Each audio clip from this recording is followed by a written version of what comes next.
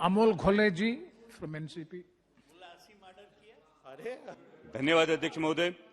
महामहिम राष्ट्रपति महोदय जी ने अपने अभिभाषण में सरकार के कई उपलब्धियों का उल्लेख किया और उन सभी उपलब्धियों के लिए मैं सरकार का अभिनंदन करता हूं। राष्ट्रपति जी ने इस सरकार को अभूतपूर्व स्पीड और स्केल पर चलने वाली सरकार बताया और जिसका अनुभव मैं अपने चुनाव क्षेत्र में कर रहा हूं और इसके लिए मैं माननीय गडकरी जी का खास तौर से धन्यवाद करना चाहता हूं, क्योंकि मेरे चुनाव क्षेत्र में पुणे नासिक, पुणे नगर और तलेगांव चाकण शिक्रापुर इन हाईवेज पे लगभग 20,000 करोड़ रुपयों के हाईवे प्रोजेक्ट्स का निर्माण गडकरी जी के माध्यम से हो रहा है। और साथ ही में माननीय रेल मंत्री जी अश्विनी कुमार वैष्णव जी का भी मैं धन्यवाद करना चाहूंगा, क्योंकि मेरे क्षेत्र का जो 25 साल का सपना था उस सपने को यानी Pune Nashik semi high speed rail को उन्होंने हरी झंडी दिखाई है। And I would like to put on record of this house कि इस प्रोजेक्ट को गति देने में महाराष्ट्र के पूर्व उप मुख्यमंत्री माननीय अजीत दादा पवार और विद्यमान उप मुख्यमंत्री देवेंद्र जी फडणवीस इन दोनों का भी योगदान महत्वपूर्ण है। अभिभाषण में की गई आदिवासी विकास की बात निश्चित ही सराहनीय है और सह्याद्री में जो मेरे आदिवासी बांधव बसते हैं उनके उत्पन्न का एक प्रमुख स्रोत है बाढ़ हिरडा। लेकिन बाढ़ हिरडा को वन उपज से बाहर निकाला जाए, उसको डायरेक्ट मार्केट लिंकेज किया जाए और साथ ही में उस पर प्रक्रिया उद्योग हो तो आदिवासी भाइयों के लिए लाभदायक साबित होगा। अध्यक्ष महोदय, मेरे क्षेत्र में आदिवासी विकास के लिए एक इनोवेटिव प्रोजेक्ट राष्ट्रीय वनौषधि संशोधन केंद्र का प्रस्ताव आयुष मंत्रालय के निर्देशानुसार बनाकर सरकार को भेजा गया है, जो मंजूरी के लिए प्रलंबित है। उस पर तुरंत कार्यवाही हो, ऐसी मेरी मांग है, ताकि सरकार की कथनी और करनी में कोई अंतर न रह जाए।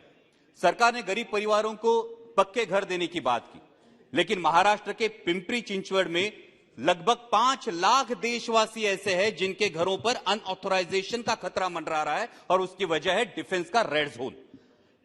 अध्यक्ष महोदय, यह ताज्जुब की बात है कि जिन अंग्रेजों से आजादी का अमृतकाल हम मना रहे हैं उन्हीं अंग्रेजों के जमाने का कानून है डिफेंस एक्ट 1903 और उसके अनुसार पिंपरी चिंचवड़ में डिफेंस ने रेड जोन लगाया है। उसकी मर्यादा है 2000 यार्ड और जो आजाद हिंदुस्तान ने कानून अपनाया यूएन का स्टेक रेगुलेशन, जिसको 2005 में अमेंड किया गया, उसके अनुसार रेड जोन की मर्यादा 2000 यार्ड नहीं बल्कि सिर्फ 270 से 500 मीटर होनी चाहिए।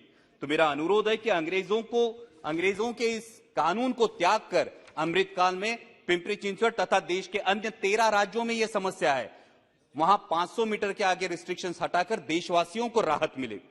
इन्हीं अंग्रेजों के जमाने की एक संस्था है अध्यक्ष महोदय, आर्कियोलॉजिकल सर्वे ऑफ इंडिया, और इस आर्कियोलॉजिकल सर्वे ऑफ इंडिया के नियमों की वजह से पूरे हिंदुस्तान की जो प्रेरणा है, हिंदवी स्वराज्य संस्थापक छत्रपति शिवाजी महाराज, उनके जन्मस्थल किले शिवनेरी पर आज तक परमानेंट भगवा ध्वज नहीं है। मैं सरकार से पूछना चाहता हूं, जो सरकार आर्टिकल 370 हटा सकती है, क्या वही सरकार आर्कियोलॉजिकल सर्वे ऑफ इंडिया के नियमों में सुधार लाकर छत्रपति शिवाजी महाराज का सम्मान नहीं कर सकती? राष्ट्रपति महोदया ने पॉलिसी पैरालिसिस की बात की, लेकिन एक पॉलिसी पैरालिसिस पिछले 3-4 सालों से मैं अनुभव कर रहा हूं इस सदन में। मैं बार बार मांग कर रहा हूं कि बुल यानी बैल को non exhibiting non performing animal की सूची से हटाया जाए। अब यह भी अचरज की बात है कि हम गाय को माता मानते हैं, गाय को पूजते हैं और गोवंश की वृद्धि के लिए जो अत्यावश्यक है उस बैल को हमने शामिल कर रखा है बाघ, शेर, बंदर और भालू इनकी सूची में। और अध्यक्ष महोदय, बीफ एक्सपोर्ट में जो अपना देश 10वें पायदान पे था वो अभी 3रे पायदान पे गया है। तो क्या सरकार को इसमें अंतरराष्ट्रीय षड्यंत्र की बू नहीं आती? और यही वजह है कि बार बार जलीकट्टू, रेकला तथा महाराष्ट्र की शान बैलगाड़ा शर्यत पर पाबंदी लगाने के लिए इसी अंतरराष्ट्रीय षड्यंत्र के कुछ गुर्गे बार बार कोर्ट का दरवाजा खटखटाते हैं। हमारी संस्कृति, परंपरा तथा देशी गोवंश के रक्षण में बाधा उत्पन्न करने वाली इस पॉलिसी पैरालिसिस से बाहर आकर तुरंत बैल को non exhibiting non performing animal की सूची से हमें बाहर निकालना चाहिए। दूसरा एक पॉलिसी पैरालिसिस है जो महाराष्ट्र में एक बहुत बड़ा इशू है, क्योंकि राष्ट्रपति जी ने अपने अभिभाषण में किसानों की भलाई की बात की। एक बड़ा इशू है वो है लेपर्ड की बढ़ती हुई संख्या। आज महाराष्ट्र में रात में 3 फेज लाइट नहीं है तो पानी देने के लिए किसानों को रात में जाना पड़ता है और आए दिन किसी न किसी किसान पर लेपर्ड का हमला होता है। और ये लेपर्ड के लिए जो ग्रेसेस ग्रास लैंड है, ये हम तो अभी बना नहीं सकते, तो लेपर्ड्स के लिए एक पॉलिसी लाके उनके रिप्रोडक्शन कंट्रोल के बारे में प्रावधान होना चाहिए।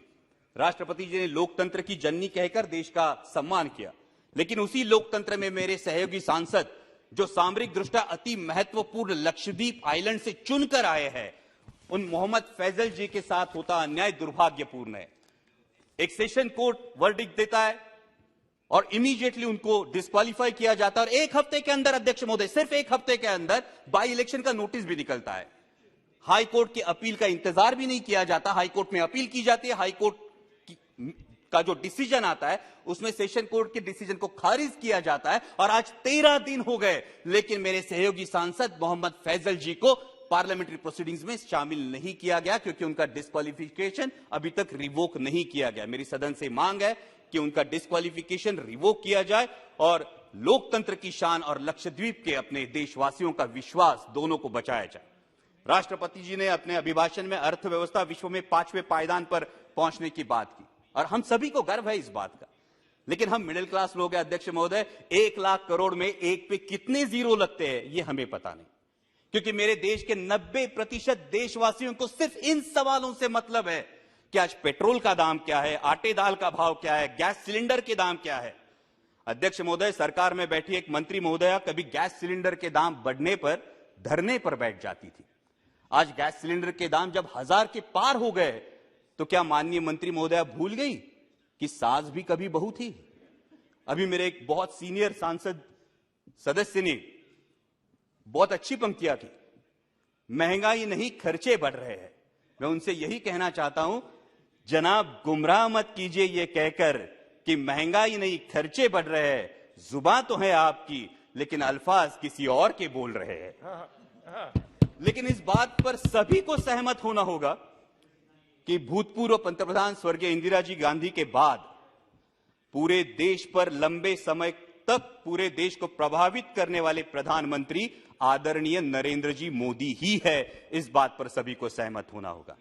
लेकिन अध्यक्ष महोदय, इतिहास गवाह है कि प्रभावी व्यक्तियों का नुकसान विरोधियों से ज्यादा उनके अनुयायी करते हैं। इस बात का इतिहास गवाह है, और इसीलिए सोशल मीडिया के अंधभक्तों से और सवाल पूछने के बजाय तलवे चाटने में मशगूल रहने वाले मीडिया के कुछ नुमाइंदों से सावधान रहने में ही देश हित है। राष्ट्रपति जी ने कहा कि देश विकास की ओर बहुत तेजी से बढ़ रहा है, लेकिन अध्यक्ष महोदय, वास्तविकता यह है कि उतनी ही तेजी से मेरे देश का माहौल बिगड़ रहा है। G20 की हम अध्यक्षता कर रहे हैं, ये गर्व की बात है, और G20 का लोगो देखिए तो बहुत ही प्यारा लोगो है, जिसमें हम विश्व को बता रहे हैं वसुधैव कुटुंबकम। मैं जिस चुनाव क्षेत्र से आता हूं, वहां संत ज्ञानेश्वर जी की संजीवन समाधि है। संत ज्ञानेश्वर जी ने तो पसायदान करके आता विश्वात्मके लाहो जोजे वांछीलतो ते लाहो ये कहा है, लेकिन हम विश्व को बता रहे हैं वसुधैव कुटुंबकम, लेकिन अपने ही देश के लोगों को बता रहे हैं ये तुम्हारा मुल्क नहीं, इस पानी पर तुम्हारा अधिकार नहीं। अध्यक्ष महोदय, सभी को याद होगा, बचपन में स्कूल में जाया करते तो 10 पैसे की लिमलेट की गोली खरीदते थे, और 10 पैसे की लिमलेट की गोली शर्ट के कोने में पकड़ के दांतों से तोड़ के दोस्त को दिया करते थे। अध्यक्ष महोदय, तब फर्क नहीं पड़ता था दोस्त का नाम अमित है या अमजद। आज फर्क पड़ता है। तब फर्क नहीं पड़ता था दोस्त दलित है या सवर्ण, लेकिन आज फर्क पड़ता है। देश का माहौल बिगड़ रहा है, क्योंकि हिंदू मुस्लिम के साथ साथ दलित और सवर्ण ये दरार भी बढ़ते हुई दिखाई देती है। कभी हाथरस जैसी घटना होती है, कहीं स्कूल के बच्चे ने सवर्णों का पानी पिया इसलिए उसको पीटा जाता है, मूछें बढ़ाई तो पिटाई, दलित दूल्हा घोड़ी पे बैठा तो आपत्ति। किस विकास की दिशा में जा रहे हैं आप? हर किसी को अध्यक्ष महोदय अपने धर्म पर अभिमान होना लाजमी। 1 मिनट सर, लास्ट। हर किसी को धर्म पर अभिमान होना लाजमी है, लेकिन धार्मिक अभिमान जब धार्मिक उन्माद पर उतर आता है तो इस अमृत काल में जो हलाहल पैदा होगा उसकी जिम्मेदारी कौन लेगा, उसके परिणाम कौन भुगतेगा? राष्ट्रपति जी ने अपने अभिभाषण में जो सपना दिखाया वो सच होने के लिए हर देशवासी को यह समझना होगा अध्यक्ष महोदय कि ये देश सिर्फ 38% वोट बटोरने वाली किसी एक राजनीतिक पार्टी का नहीं, बाकी 62% देशवासियों का भी है। इस सच का सम्मान हो। भगवे से किसी को परहेज नहीं और होना भी नहीं चाहिए, लेकिन भगवा तिरंगे में से एक रंग है, इसी का सबको एहसास हो। दहलीज के अंदर कोई ईश्वर, अल्लाह, यीशु किसी की भी उपासना करे, दहलीज के बाहर कदम रखते ही वो सिर्फ और सिर्फ भारतीय हो, पंथ, प्रांत और धर्म से जुड़ी भावनाओं का जरूर सम्मान करे, लेकिन हर देशवासी की सर्वोच्च भावना राष्ट्र प्रथम हो, तभी अमृतकाल का अमृत अंतिम पंक्ति में खड़े अंतिम व्यक्ति तक पहुंचेगा। डाल डाल पर फिर सोने की चिड़िया का बसेरा होगा और इस अमृतकाल में मेरा राष्ट्र विश्व की महाशक्ति बनकर उभरेगा। जय हिंद, धन्यवाद। Thank you.